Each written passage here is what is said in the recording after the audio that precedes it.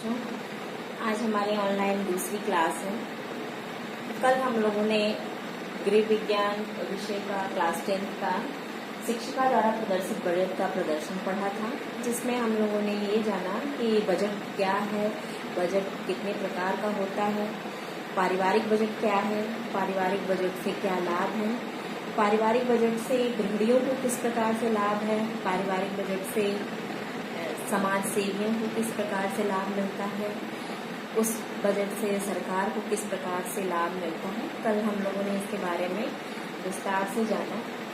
आज हम उसी अध्याय का पढ़ाने जा रहे हैं, पारिवारिक बजट संबंधी मुख्य मदें। मुख्य मदें कौन कौन सी हैं?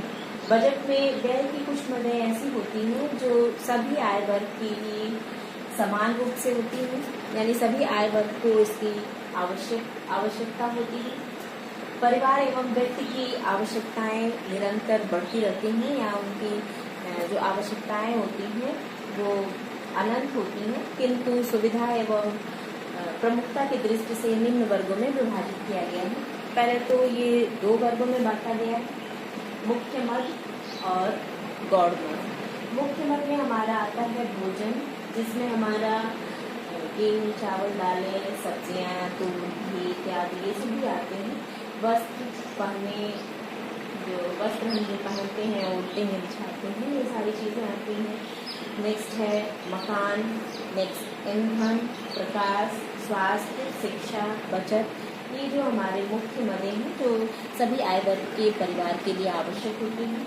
दूसरा हमारा है गौण मद, जो हमारा होता है मनोरंजन, सूचनात्मक, आकस्मिक, मानवीय, धार्मिक एवं सामाजिक, परिवार के सदस्यों का व्यक्तिगत व्यय। उसके बाद गृह सज्जा सामग्री और विलासिता संबंधी सामग्री। इसमें हम लोग जानेंगे कि मुख्य मदों में जो हमारा मद है वो हमारा 9 है। 9 हमारे जो मद हैं जो हम बजट बनाते हैं, इसमें हम 9 मदों को, मुख्य रूप से 9 मदों को शामिल करते हैं जो हमारे सभी आय वर्ग के परिवार के लिए आवश्यक होता है।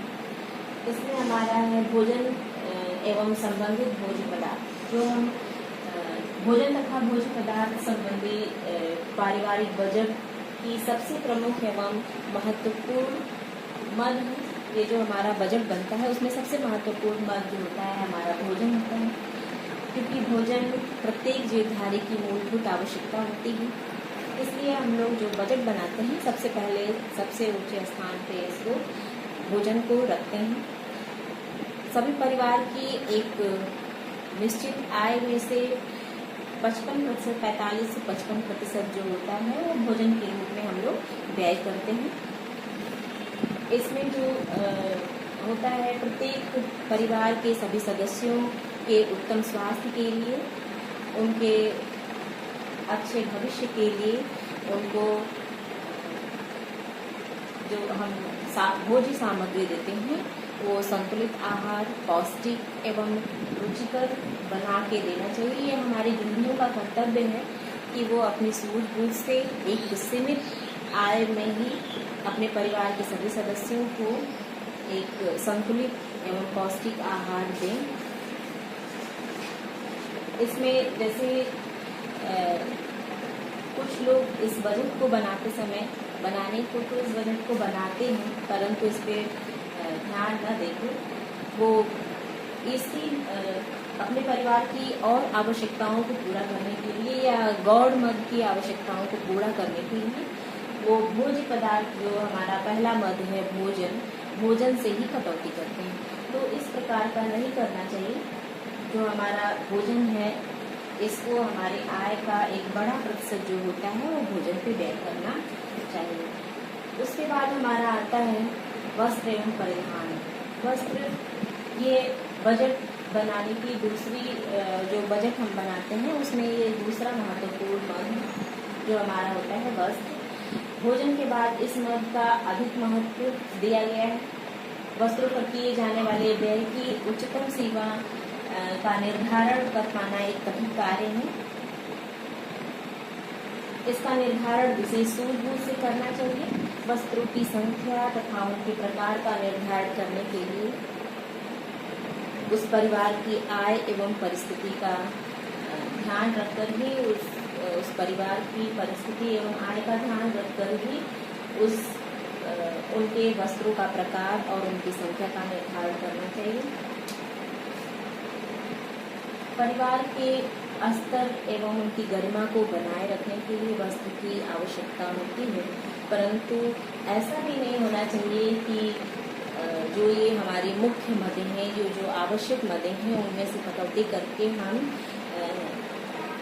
ये वस्त्रों के ऊपर अधिक धन खर्च करें। जितना हो सके विशेष जो जरूरत है उसी को पूरा किया जाए। कुछ महिलाएं होती हैं या कुछ गृहिणियां होती हैं जो फैशन के वशीभूत होकर वस्त्रों पे अधिक धन खर्च करती हैं। ऐसा नहीं करना चाहिए। जो हमारी ये व्यवस्था है, जो हमारे मत बन रहे हैं, जो हमारे मत बने हैं, उसमें उस व्यवस्था में कठिनाई उत्पन्न होती है। इस प्रकार से अगर हम करते हैं तो इसमें जो हमारा वस्त्र है, इसमें हम लोग कुछ जो घर में जो इस्तेमाल करते हैं उसको भी शामिल करते हैं। जो ये मद बना हुआ है, दूसरा मद है वस्त्र एवं परिधान, इसमें हम उस प्रकार के वस्त्र को भी शामिल करते हैं जिनका हम उपयोग घरों में करते हैं। जैसे हमारे पर्दा हुआ, हमारे चद्दर हुआ, बिछाने का चद्दर हुआ, ओढ़ने का चद्दर हुआ, रजाई हुआ, गद्दे हुए, इस प्रकार की जो का प्रयोग करते हैं उसको भी हम लोग इसी घर में सम्मिलित करते हैं। उसके बाद हमारा आता है आवास। आवास पारिवारिक बजट में आवास संबंधी आवश्यकताओं की पूर्ति का प्रावधान अवश्य होना चाहिए। जो हम बजट बनाते हैं उसमें इसका प्रावधान अवश्य करना चाहिए। अगर हम किराए के मकान में रहते हैं तो उनके मासिक किराया, उसके जो बिजली का बिल हम देते हैं या पानी का जो हम बिल देते हैं उसको रखते हैं। अगर हमारा अपना स्वयं का घर है तो भी इस मत को हमको शामिल करना चाहिए। इसका प्रावधान तब भी रखना चाहिए क्योंकि जो हमारा घर है उसमें हम लोग जो वर्ष में अपने घरों में जो मरम्मत कराते हैं, टूट फूट की मरम्मत कराते हैं या हम घरों में रंगाई पुताई करते हैं, पेंट कराते हैं, उसको हमको इस मद को अवश्य रखना चाहिए जो हम बजट बनाते हैं। क्योंकि उसमें हमको अगर हम वर्ष ये मासिक बजट में हमको इसको रखना चाहिए।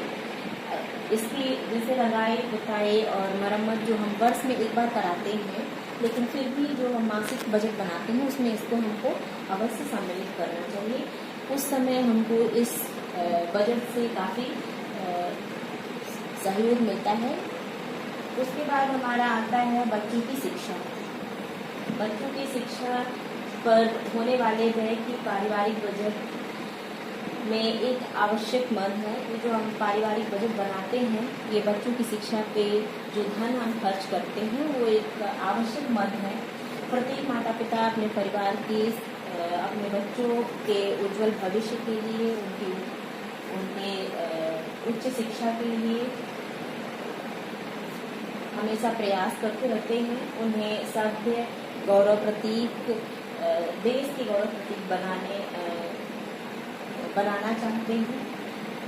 इस महंगाई के दौर में जो स्कूल की फीस है, कॉन्वेंट स्कूल्स हैं और पब्लिक स्कूल्स हैं, इनकी जो स्कूल फीस है, उनकी पुस्तकें हैं, उनकी जो कापी है, यूनिफॉर्म है, स्कूल बस है, इन सब चीज़ों पे जितना धन खर्च होता है एक मोटी रकम खर्च होता है। इनमें जो जैसे हमारे घरों में, हमारे परिवार में बच्चों की संख्या कितनी है, वो बच्चे छोटी कक्षाओं में पढ़ते हैं। उनकी अपेक्षा जो हमारे बड़े कक्षाओं में बच्चे पढ़ते हैं, जो उच्च शिक्षा ग्रहण कर रहे हैं, उनकी फीस, उनकी पुस्तकें, उनके ट्यूशन फीस आदि ज़्यादा लगते हैं। उनकी अपेक्षा जो हमारे छोटी कक्षाओं में बच्चे पढ़ते हैं या कम, उस परिवार में कम बच्चों की संख्या जो होती है वो कम होती है। इसमें हमारे गवर्नमेंट स्कूल में, गवर्नमेंट स्कूल है या जो हमारे केंद्रीय विद्यालय हैं, उसमें जो हमारा होता है ये जो कॉन्वेंट और पब्लिक स्कूलों की अपेक्षा कम धन खर्च करना पड़ता है। तो जो हम मद बनाते हैं पारिवारिक बजट में, जो हम मद बनाते हैं उसमें बच्चों की शिक्षा के लिए एक मद अवश्य इसको रखना चाहिए, इसका प्रावधान अवश्य करना चाहिए। उसके बाद हमारा आता है स्वास्थ्य एवं चिकित्सा। स्वास्थ्य एवं चिकित्सा ये हमारा 5वां मद है। किसी भी मनुष्य के उत्तम स्वास्थ्य के लिए या उत्तम जीवन के लिए स्वस्थ होना आवश्यक है। पारिवारिक बजट बनाते समय उसमें स्वास्थ्य एवं चिकित्सा संबंधी मदों को हम अवश्य रखते हैं, उसको अवश्य सम्मिलित करना चाहिए, क्योंकि अगर हमारे यहाँ जो या आकस्मिक किस तरह से कोई बीमार पड़ गया तो ये जो हम मासिक बजट बनाते हैं उसमें इन मदों को अवश्य सम्मिलित करना चाहिए। कोई आकस्मिक बीमार पड़ गया तो उसके इलाज के लिए जो हम धन खर्च करते हैं इससे हम खर्च कर सकते हैं। या हमारे यहाँ हमारे परिवार में कोई लंबे टाइम तक बीमार है, लंबे समय तक बीमार चल रहा है, लंबे समय तक उसका इलाज चल रहा है, उसके इलाज के लिए भी ये काफ़ी सहयोग प्रदान करता है। उसके बाद हमारा आता है यातायात। यातायात क्या है? जो हमारी जो बजट हम बनाते हैं, जो उसके मुख्य बजट बनाने के जो मुख्य मद हैं उसमें यातायात को शामिल करते हैं। बजट में इसका प्रावधान अवश्य करना चाहिए, क्योंकि घर अथवा नगर से अगर हम बाहर निकलते हैं, घर से या घर से बाहर अगर हम निकलते हैं तो हमको अवश्य ही किसी यातायात के साधन का प्रयोग करना पड़ता है या यातायात के साधन की आवश्यकता होती है। तो उस समय जो हम धन खर्च करते हैं या हम जो धन देते हैं, जो हम यातायात में किराए के रूप में जो हम देते हैं,